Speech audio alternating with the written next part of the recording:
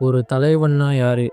தலைமை பொறுப்புனா என்ன? ஒரு தலைவன் நல்ல விதிகள உருவாக்குவான். அத மக்களையும் கடைபிடிக்க வைப்பான். அவனும் கடைபிடிப்பான். ஆனா, அவன் இறந்த பிறகு அந்த விதிகள் கடைபிடிக்கப்படுமான்னு கேட்டா, அது ஆச்சரியக்குறிதான்.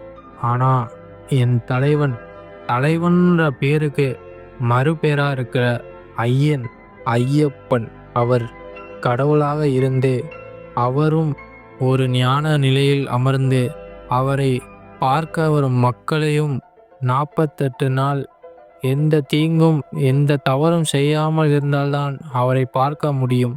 அதேபோல் பல லட்சம் பேரை அவர் நல்ல விதிகளால் தலைமை பொறுப்பில் இருந்து இன்று வரை நம்மை காத்து கொண்டிருக்கும் கடவுள் நமது ஐயப்பன்.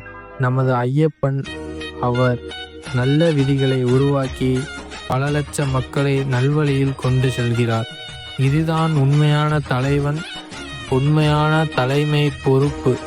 சுவாமியே சரணமையப்பா.